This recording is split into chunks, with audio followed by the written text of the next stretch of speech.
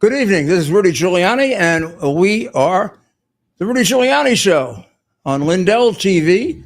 And today we are in New York City. In fact, we're at the Trump Hotel in New York City and doing our show from here tonight because we have a very big political event tomorrow, which we'll tell you about in a little while. And you see, of course, behind me, what is pretty much a lot of the focus of the world attention starting to turn now toward who will replace Pope Francis, because I think there's an understanding that this is a religious position, and that's the way the person who holds it treats it, and that's the way all good, decent popes treat it. But the reality is that given the enormous influence of this position, it has a big impact on the world. There are 1.6 billion Catholics, if I'm correct, in the world, which is the largest. It's the largest by plurality of religion, meaning singular denomination. If you put all Christians together and all Muslims together, I'm not sure who's one or two. But you have so many different sects of Christians, right? After Catholic, the rest is small in comparison. I mean, the Orthodox are pretty large. And then after that, the Western European Protestant churches are pretty much fractured, and the evangelical movement is two or three different movements. So this is the singular largest church, and of course a position that's one of the probably the most ancient in the world in terms of longevity, which has had quite a history of greatness and of evil, and but of course the whole purpose of it is the salvation of the human being and the exaltation of God and God's and those made in God's image and likeness, us human beings. So almost no one can dispute its purpose, maybe its beliefs. So and over the course of history, it's had a tremendous impact on human history. So the next choice, the next pope, will make a difference, as this one did. And of course, we know in recent times the tremendous difference made by Pope John Paul II, from religion to communism, freedom, human decency. So, as you know, just so that we review it properly and we get ourselves oriented correctly. The Pope, very prophetically, I do think I've been trying to check into outside meetings. I do believe his last outside meeting was with Vice President Vance a day before he died. Vice President Vance and Vice President Vance's children. It really has to be very significant for a couple of reasons. First of all, Vice President Vance is a newly converted Catholic, I believe 2019. And as you know, as you should know, and in most cases, people who are converts to a cause or a religion are usually stronger in their beliefs than anyone, because they made a recent adult choice to select that religion. So they very definitely know why they're there, as opposed to, let's say, someone like me who was born a Catholic. And of course, I could have been something else. But given the dynamics of my family, there wasn't really much of a chance that I was. Now, in my particular case, I spent a little while studying for the priesthood, and I grew up in the church. It was very much a part of my life until I graduated from college. In fact, the first time I started a class without saying a prayer was at NYU Law School. The class began, and I'm starting to think I felt funny, like this class didn't really begin. And up until the last day of college, you began by saying a prayer at every class. Of course, we also used to do the Pledge of Allegiance every morning too. But in the case of a Catholic school, we said a little prayer before every class, including, the main room class, and then the math class, or go on to college, the calculus class, or whatever. But so many people inherit their religion. It's not just the Catholic religion, the Jewish religion. You have many, many devout practicing Jews. You have others that believe in the Jewish religion but don't practice it. And you have some that are indifferent to the religion, although very strongly supportive of Zionism or Israel. Then you have some that aren't supportive of Zionism. So religions are very, very, have even fairly orthodox religions like Catholicism, and are very varied in their practice. And the Pope represented a certain version of it, which, for those who agreed with it, he was a great Pope. And for those who weren't, he was a very, very confusing Pope. But his last day, he also, that would be on Easter Sunday, he took the advice of his, I guess it's his nurse, doctor, nurse, maybe a caregiver, Dr. Andrea Arcangeli. And he went on a little ride around St. Peter's Square. They reportedly, at the time that he went, there were 50,000 people out there. So, in a way, one wonders, was it prophetic that he did that? That he had a chance to go and bless the people that he was so close to. Whether you agree or disagree with his political philosophy, one would have to admire his Christ-like love of people, which was infectious. If you are a people person yourself, you could see when he embraced children or saw people that were ill, or there was a warmth and a love for them, irrespective of who they were. And he did get a chance to display that one last time before he died at 7:35 yesterday morning. And that was declared by Kevin Cardinal Farrell, who is the Vatican Camerlengo, the acting sovereign, the acting Pope, with an admonition to do as little as possible. I'm serious. I mean, that's for all of them, not just him. But try to do as little as possible during this period of time. But of course, he is quite busy. He's the one that had to declare that he was dead. He had to go through the ceremonies of 3 doctors affirming that. He then had to clean out the papal rooms, the beautiful rooms that he has, where he walks out and blesses people. And then the much simpler room, which I think was just a single room, in the building that's been built for all of the cardinals, St. Martha's residence, which is not a long distance from the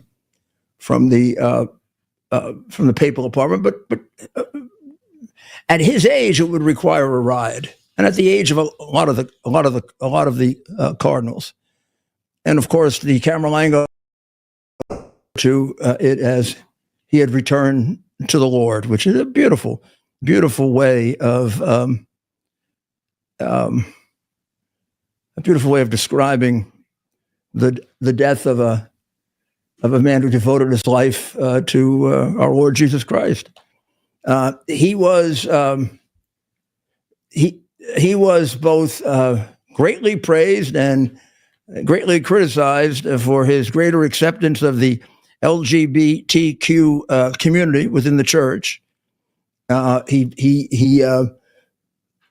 added, by adding the phrase, "Who am I to judge?" he lifted a lot of the I don't know that it really added anything to the religious beliefs or the moral beliefs, but it added an awful lot to the understanding that that people should have of the way other people should live. He then he went on to try to soften the divide by saying that homosexuality is not a crime. But then he had to qualify it by saying it is a sin. But of course, one has to understand when a Christian, particularly a very knowledgeable Christian theologian, says that you're committing a sin, he's saying you're human. I mean, all the preaching of Jesus Christ is all about reaching out to the sinner and how we're all sinners. And the only ones of us that are not sinners are phony hypocrites, right? And I guess the less discussion of it, the better, was the thought. But maybe the explanation should be the following. So if you're an unmarried man or woman, having sex, heterosexual or homosexual, is a sin. Now, you may regard that as much too rigid and much too old-fashioned and much to this, much to that. But what I just said to you is not at all controversial. I mean, that's been true. Sex outside of the sacred bonds of matrimony is a mortal sin. So if a couple is dating, they have to wait until they're married, heterosexual or homosexual. Now, here's the difference. He also allowed the blessing of the homosexual union.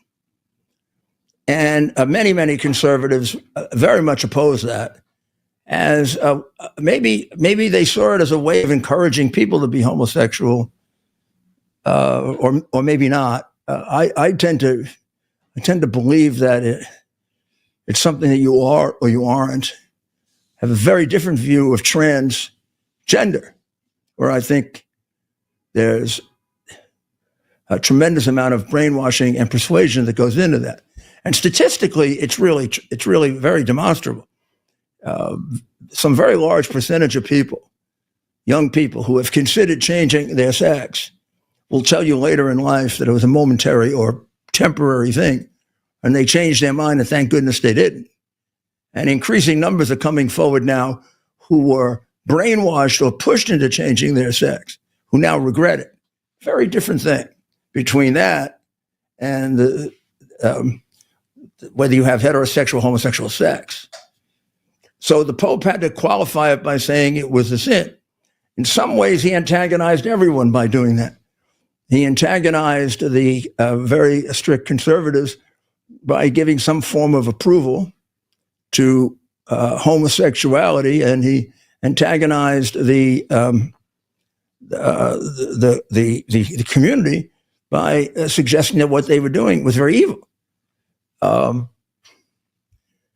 it actually is no more evil than a man and a woman having sex if they're not married. So the moral teachings of the church equated to the modern world of hedonism are very, very difficult for people who have lost every single bit of moral focus to understand what might be regarded as an extremely morally rigid set of rules.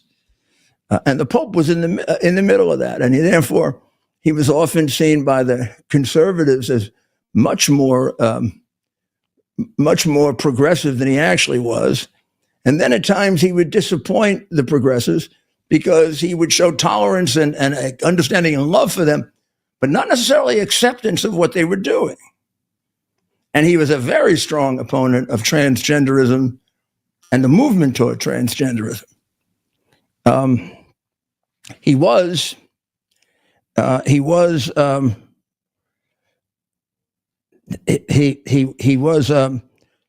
very big supporter of open borders, very big supporter of immigration. I am not really sure that Pope Francis understood the dimensions of immigration today, as opposed to what he would be familiar with when he was living more in the world, the immigration that I was familiar with when I ran it for the Reagan administration, the immigration of the 70s and 80s and 90s, where the number of illegals, strictly illegals, who came here for salutary purpose, work, was a much larger percentage of the people coming in, and the people who came here for 10 now major crimes that they commit, some of which lead the world in crimes like human trafficking and prostitution and child abuse and the distribution of fentanyl and the distribution of other forms of drugs, the establishment of massive organized crime groups throughout the United States,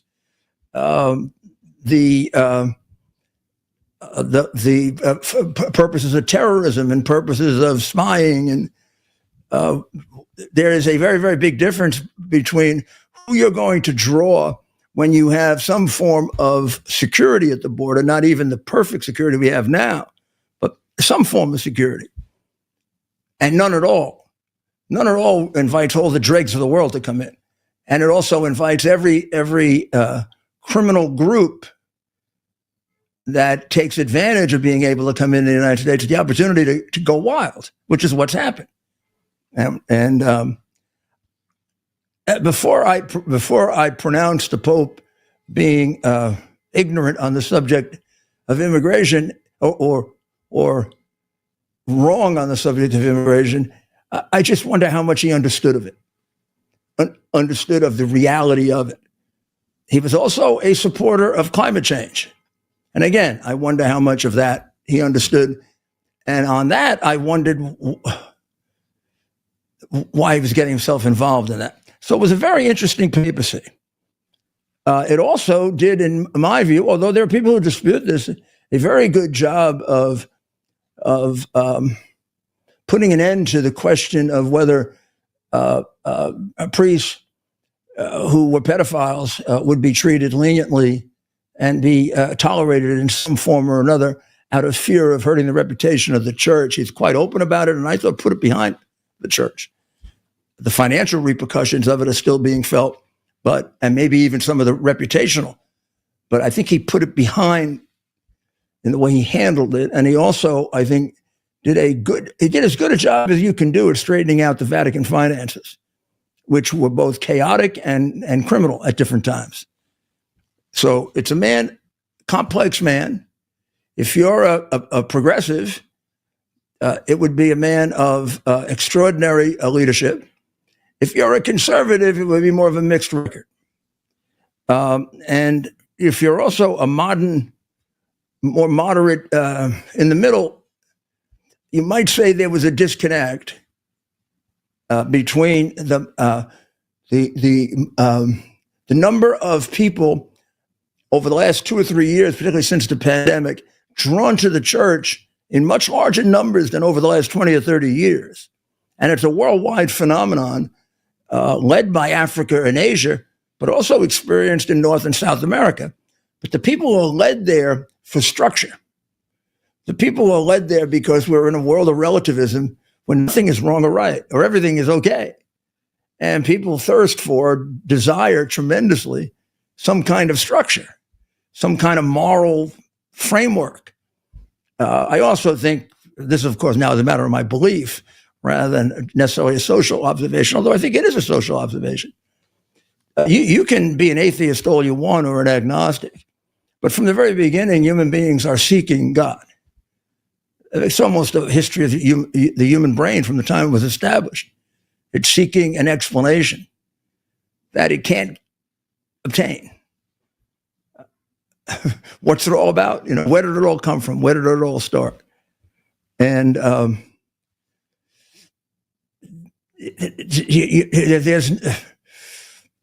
it's very difficult for the human beings, particularly if they're arrogant and overly impressed with their own intellect, and to accept the fact that there are vast parts of there are vast parts of this universe we do not understand how it came about, what it's there for.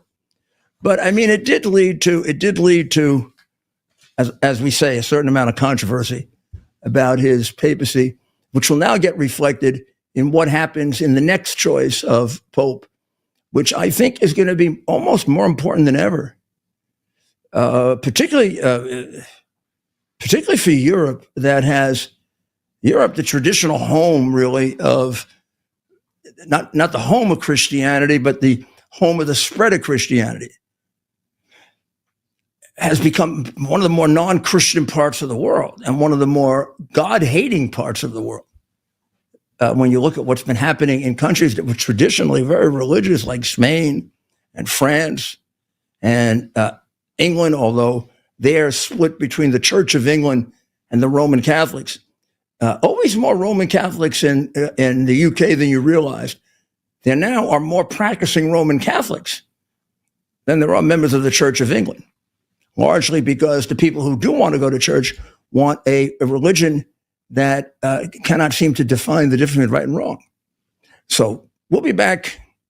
We'll be back in a moment, and we'll take a look at what lies ahead and the confusing situation with tariffs that may be starting to get much more understandable. At least the market is reflecting that.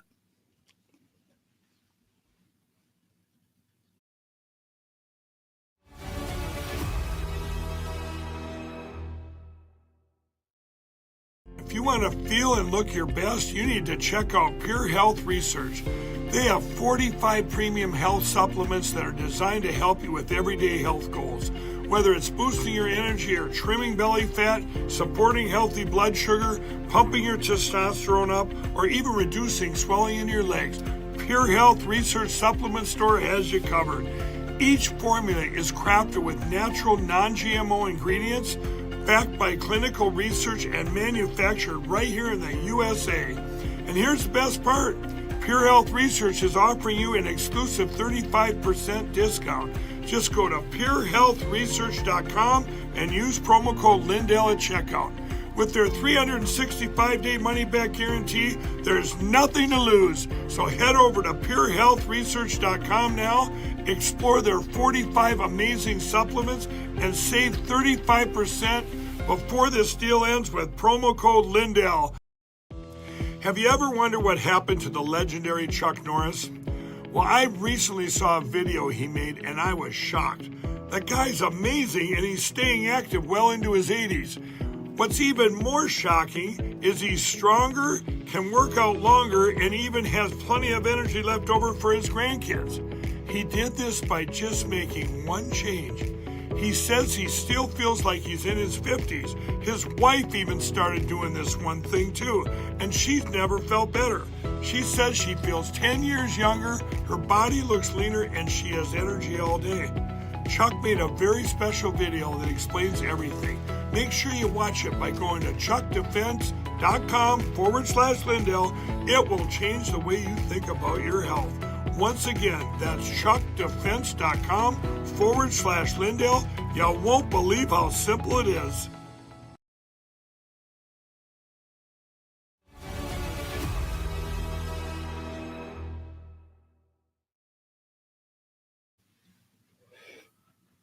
Well, right now, what you're looking at is the view out of our studio room at the Trump International Hotel on the west side of Manhattan. You're looking up Broadway, going up on this is the west side of Manhattan. It's right in front of Columbus Circle. It's the place where the Thanksgiving Day parade turns and heads towards Macy. But also, if you look at the shot and you look way in the back and you see the white building, it's rather vague in the background. That's Lincoln Center for the Performing Arts. And right below here and across the street is the Time Warner building, which I put out for bid and selected the bidder and then required that they put a Performing Arts Center there. It actually is a great center for the performance of jazz, the Rose Hall, so that we could begin Lincoln Center 6 blocks earlier. And then as you walk up there, there are various offices for different orchestras and music and singers and ballet. And then at Lincoln Center, there's, of course, the Metropolitan Opera, the Avery Fisher Hall, where the New York Philharmonic will perform. There's the ballet, the New York City Ballet. There's any number of visiting operas and orchestras that perform there, and of course the Juilliard School of Music. It's the cultural center of certainly of New York, if not of America. And the Metropolitan Opera House is one of the 2 or 3 most prominent opera houses to perform in. You're not really a great opera singer until you perform at the Metropolitan Opera, and there's a reason for it. It's one of the biggest. It's one of the biggest auditoriums to fill with your voice. No electronic enhancement at the Metropolitan Opera House, God forbid. Oh, electronic surveillance, it would be like, Pete Rose or something. Electronic amplification, rather. Avery Fisher Hall, on the other hand, which contains the New York Philharmonic, has always been plagued by what was considered inadequate acoustics. Not for me. I must say, I've gone there many, many times for the New York Philharmonic and classical music, and I love it. I think it's fabulous. And I don't know what the acoustical problem is, but maybe I'm just not that sensitive to the issue. So now we have with us Allison, and she's at the White House today. Allison? Hello, Mr. Mayor. How are you doing? Good. I'm great. Thank you. So here I am in the capital of the world, New York, and you're in the capital of the United States, Washington, D.C. That's right. What's going on? Yes, I love your live view from your window. It's been a pretty busy day. It's beautiful. I'm a little envious, I must say. I love New York. I want to go back soon. But we are in Washington, D.C. at the White House for the time being, and it's been a wonderful day here. Very busy day at the White House. The day sort of kicked off with a very impromptu press gaggle with President Trump. He just happened to come out onto the White House lawn and met with the press for a bit. This actually started because he was taking a look at the front lawn here right behind me, because there is a massive 100-foot American flag being put up in the front yard, as well as a second one in the back. So those 2 flags will be up very soon. So the president was kind of scoping out the landscape to see where he's going to put them. So that was fun. And then after that, he took questions from the press. It was very funny because there's videos all over the internet today of the fake news just running to go talk to the president.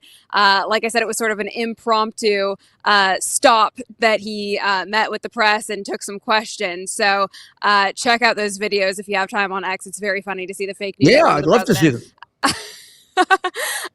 But he basically, the highlight of the gaggle was sort of the main focus there was primarily around tariffs and the latest developments on trade. President Trump is saying, of course, we're no longer going to be the country that's getting ripped off by every other country. We're going to take the power back into our own hands. We've seen him clearly working on this since he announced the big tariff reveal on Liberation Day. He also says that many countries are coming to him to get a deal worked out, China included. He says they are actively talking with China and working towards a fair deal. So it looks like we are inching closer to that. He reassured us of that this morning. So it sounds like things are very positive, moving in an upward trajectory there. And this truly just goes to show the art of the deal. Everyone thought that this was going to take a long time. It was going to be this long, drawn-out process. And I would say that this is actually, working out to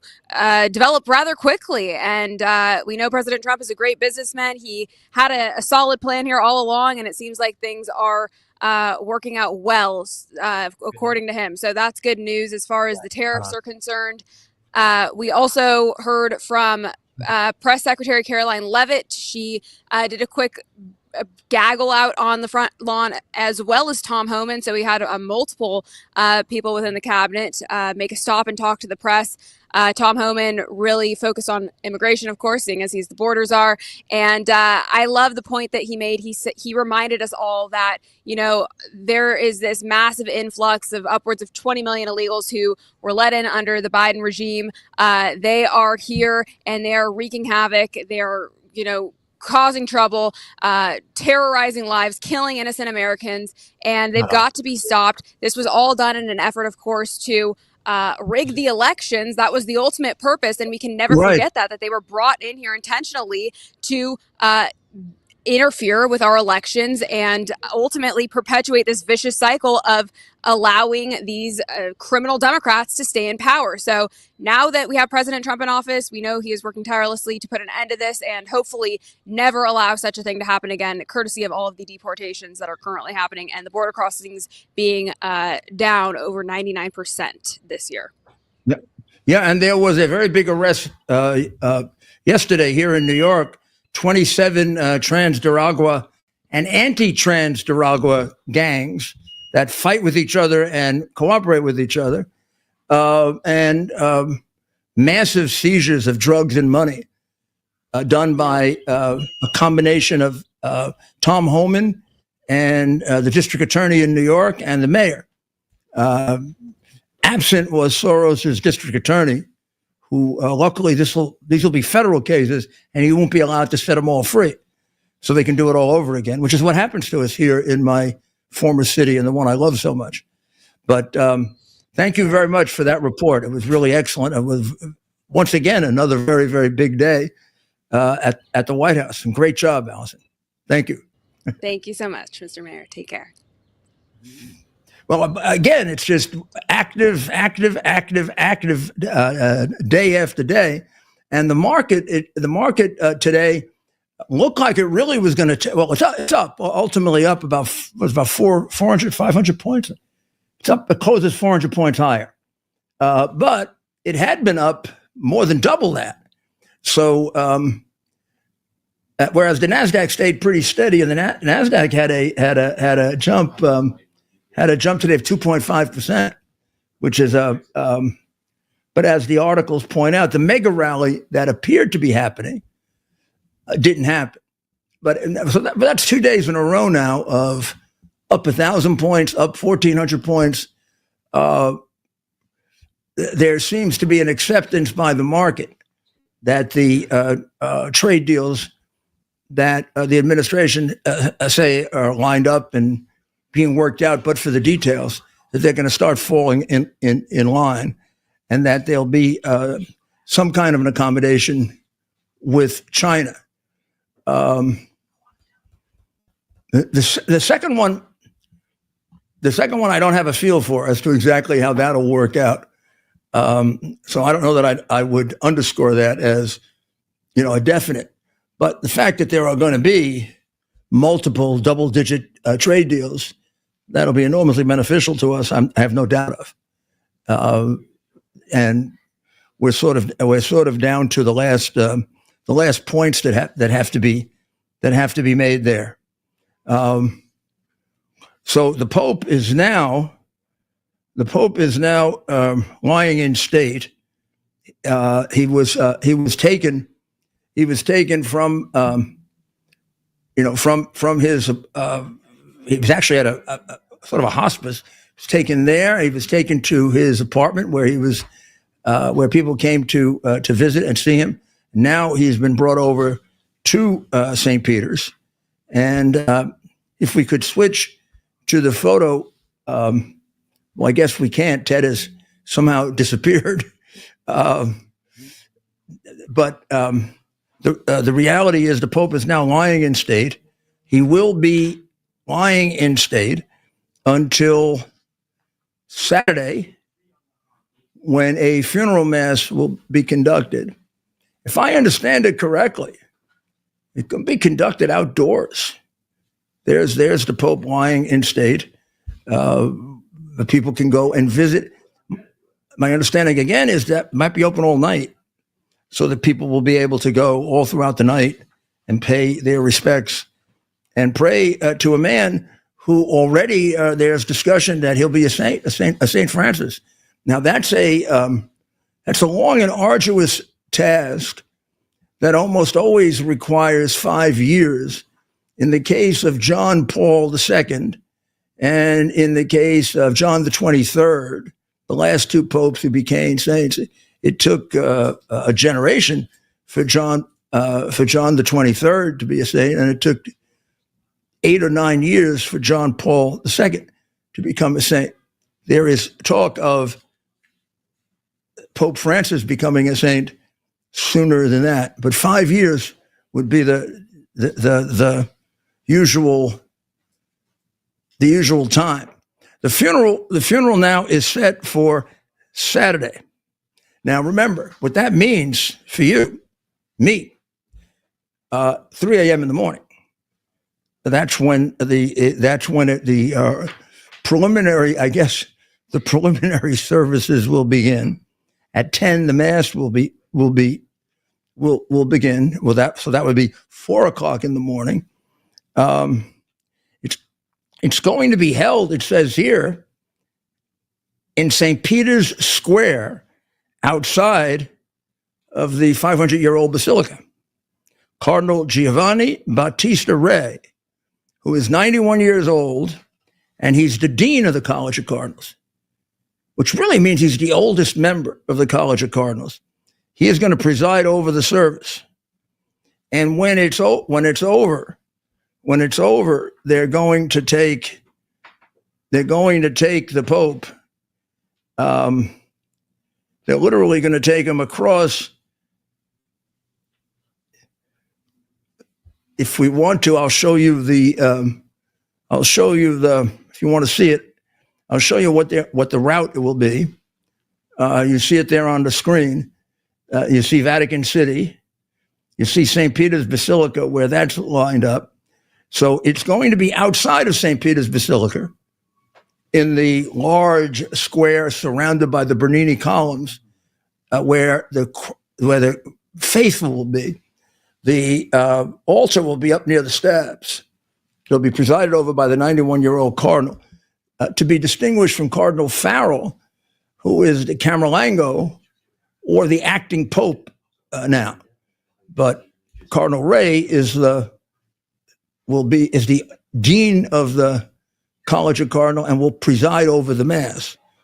When the Mass is concluded, they're going to have a procession, I assume by car, because it's a bit of a walk of about 2.5 miles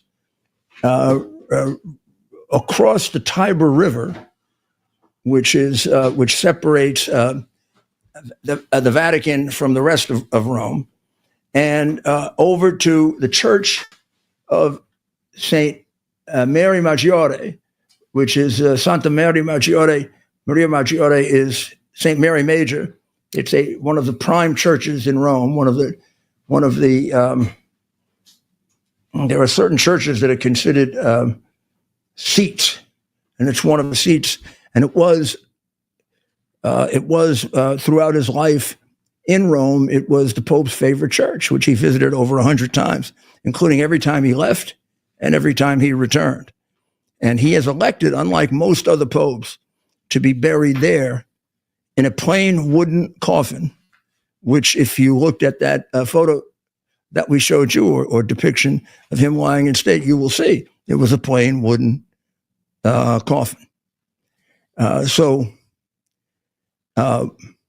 the discussion going on about the successor to Pope Francis, a lot of the attention focused on this Cardinal Parolin. He's an Italian. He's also the highest ranking person in the Vatican. He's the Secretary of State. And it's the position that Pope Pius XII held before he became Pope. It is, it's always a position where the person in that position is considered for Pope seems to me almost always passed up, because it's a position in which you make a lot of friends and a lot of enemies. You're going to make a lot of decisions and people are going to disagree with some of them. For example, the cardinal, who is brilliant, speaks many languages, as many of the popes have done, right? Speaks many languages, is not necessarily a theologian the way Benedict was, or writer like Pope John Paul II, but he's a very accomplished diplomat, having negotiated the release of hostages, having helped assist in achieving peace in different parts of the world, but also having made some controversial decisions, like the more conservative cardinals and church members would say he has allowed China to interfere too much in the appointment of bishops and given them too much of a role in deciding, or giving them a role at all in deciding who a bishop is going to be, and has led to disputes about the legitimacy of bishops in China. He was also played a big role in putting the United States and Cuba back together again, which again is a very difficult signal for not just American conservatives, but the traditional, extremely anti-communist position of the Roman Catholic Church. You know, people forget, but the very, very famous apparition of the Blessed Mother in Fatima, Portugal, was, for many reasons, to bring peace to the world, but ended with a very, very strong warning of the designs of communism, particularly the Soviet Union, on human freedom, on human dignity, and on religion. And the church has always been, including in Italy, has always been a tremendous enemy of the Communist Party. But that sort of set it in stone. And at the end of every Latin Mass, there was a prayer to the Blessed Mother to deliver us from communism. Of course, that has become a controversial issue also. And Cardinal Parolin is on the progressive side of that, which is almost at the point of certainly wanting to reduce it, if not eliminate it. And it's become, strangely, because, I mean, I grew up in the Latin Mass. I was an altar boy with the Latin Mass. I still remember many of the responses to the Latin Mass, and I love it. I love the Mass. I will sometimes listen to it just to relax. I listen to Latin just to relax. I love the language. And then when the Mass was changed into the vernacular after the Second Vatican Council, it wasn't until recently that there was a hostility to the Latin Mass. Every parish, or every diocese had a couple of churches that would say it. I used to know, I still know where they are around New York, and to some extent I found out in Washington. I know in Florida where they are. But it's only recently that they've become controversial. And I don't exactly know why. Why the church wouldn't want to have an appropriate place for the preservation, recognition, and ability of people to study in real time its history. I don't know. I don't understand the controversy over the Latin Mass, and maybe in the course of covering this, we'll have theologians on who can explain it to me, because it would seem to me this should be a non-controversial subject. The main Mass is in the vernacular, but if you want to occasionally have people enjoy the early liturgy, it was a longer Mass. It was filled with more prayers. It had more ceremony and more bells and whistles and music. And gee, if it weren't for that Latin Mass, I don't know what Mozart would have done with a lot of his great compositions. Even Bach, who was a Lutheran, wrote a Catholic Mass because they're so beautiful. Beyond the issue of the Pope, yesterday into today was consumed with a great deal of discussion and also an understanding of the implications, the argument before the Supreme Court yesterday over Montgomery County School Board, which just briefly, what they did was they have a group of books that they made available somewhere like right after, I believe right after the pandemic, or maybe right before.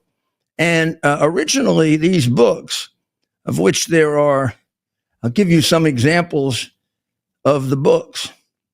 If you want to switch, Ted, Born Ready, The True Story of a Boy Named Penelope. So that book was available to pretty much any student and used in certain curriculum in the school.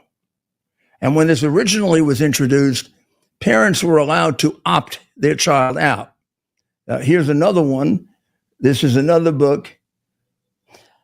This is instruction to the little boy or little girl.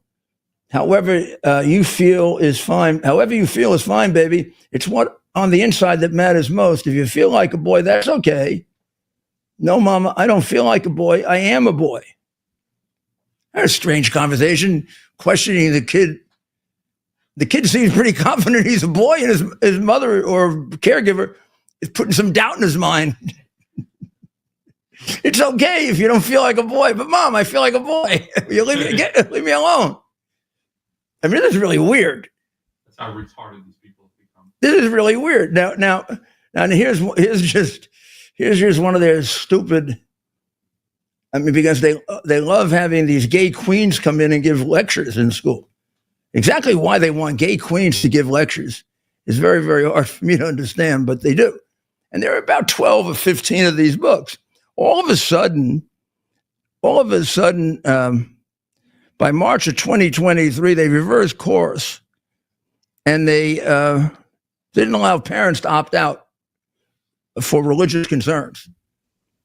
And the parents sued, and of course, they went before the courts in Maryland, which are like the courts in D.C., not courts anymore, but appendages of the left wing of the Democratic Party, and they lost in the district court, and they lost in the Fourth Circuit. They backed the school board in affirming that the children are the property of the school board and not of the parents. The Supreme Court heard argument yesterday, and unless they're teasing, they're going to reverse it. And they're going to return to the 3,000-year-old proposition that the primary caregivers for children and determinants of very, very delicate questions of morality and sexuality and guidance for that will be with parents. And things will not be done against the objection of parents. That seemed to be the view of Judge Kavanaugh and of the conservative judges, possibly Judge Kagan, who did say that she isn't surprised that people, even for non-religious reasons, would have trouble with this literature for children. And Justice Amy Coney Barrett, who's the one that most often retreats from the conservative position, was pretty darn clear. I don't know. Do we have the quote for it, or do you want me to read it? If you don't, if we have a clip, if you have that clip, otherwise maybe just read it for now. If we have any of the clips on yesterday's argument, people Let's play. We have a picture of Amy Coney. Put up the picture of Amy. I don't have one. I know. They do. Well, in any event, I'll read it.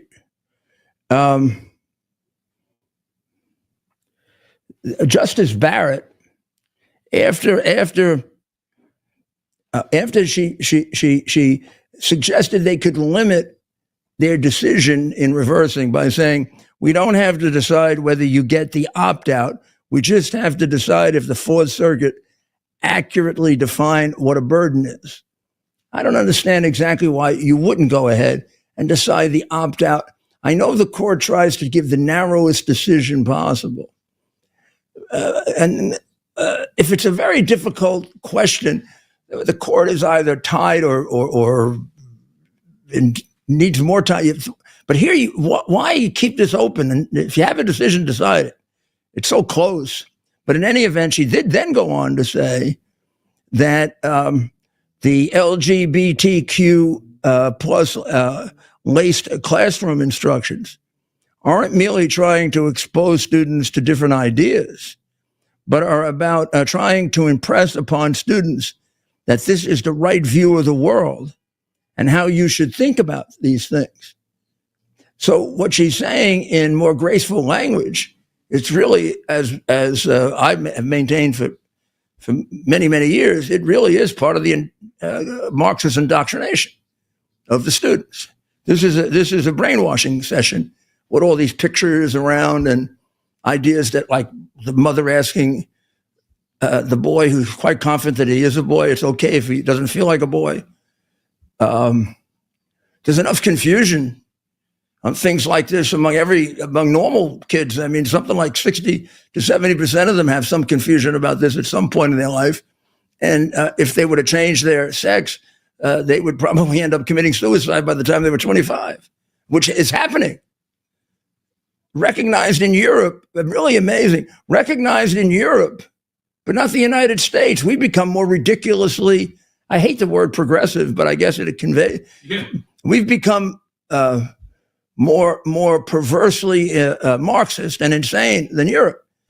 In England, I think you can't have one of these operations, even if your parents agree, until you're over the age of 20, or just like you can't get a tattoo if you're 18 or younger.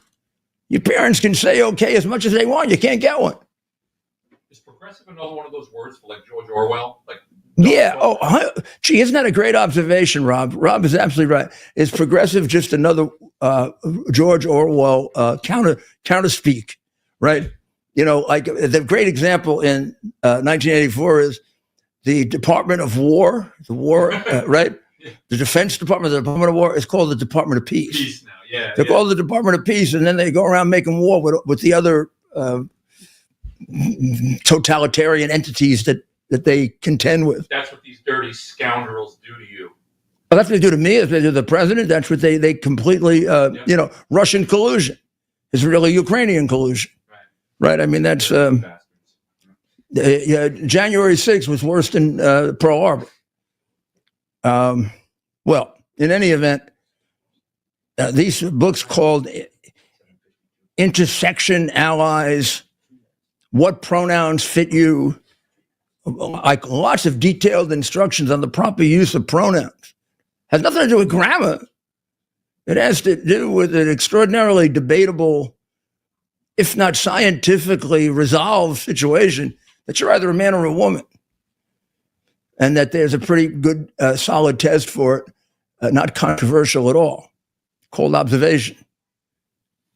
It's something I think I could, I think you put me through it 100 times, I think I'd be right 100 times, so long as you're not hiding on me. There's another book called Born Ready, where a little boy gets confused about his sister transitioning into a boy. And then is resolved that it's okay, it's perfectly fine if his sister becomes a boy. Now, exactly, yeah, there's another one. I don't have a picture of that. Uncle Bobby's wedding. Uncle Bobby is either the white guy or the black guy, but it's two guys getting married. Then something called Pride Puppy. Born Ready, the story of a boy named Penelope. Well, you saw that one. So it sounds like there was an article done today by one of the people involved in the case, Megan Palin, whose special needs child was exposed to this without her ability and her husband's ability to opt out and get him out of it, and it created tremendous problems. And Megan wrote an op-ed piece. Instead of teaching universal lessons about kindness and respect, these books push polarizing views on gender and sexuality. while placing an unusual emphasis on children's romantic emotions at a very early age.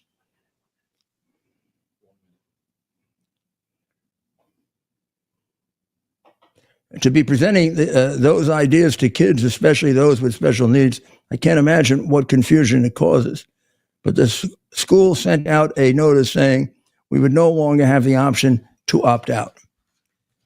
It is the school announcing the great aim of Karl Marx and Frederick Engels and Joseph Stalin and Adolf Hitler to get control of the child and away from the parent at the earliest possible moment, which is disgraceful.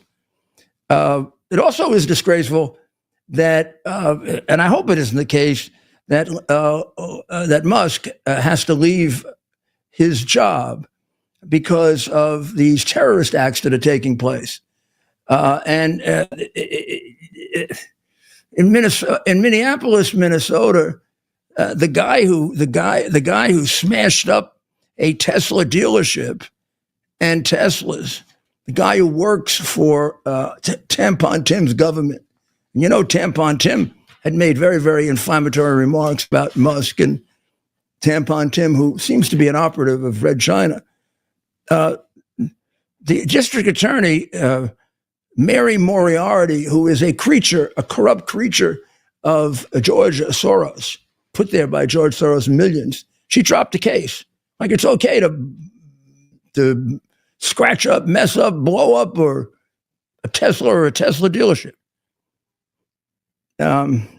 And the case now has been turned over to Keith Ellison, who's also a recipient of huge Soros funding. Similarly, Dylan Bryan Adams was out walking his dog, and Tuesday a Tesla shop in Manhattan was sprayed with F. Elon. Property damage amounted to $20,000, and this is the case that she let him out on. And there was a similar one in Manhattan. So we're going to keep on top of this, and we're going to move over to X now. Talk a little about a sort of an evaluation of all these controversies they seem to have the president in, although he seems to be prevailing in all of them. But we'll sum them up a bit. So let's pray for the people of Ukraine and of Israel and of Iran. Let's pray for the people of America, what they're putting us through. Oh, thank God we have Trump. And once again, let's pray to the Pope. We don't have to pray for him. I think we should pray to him. God bless America.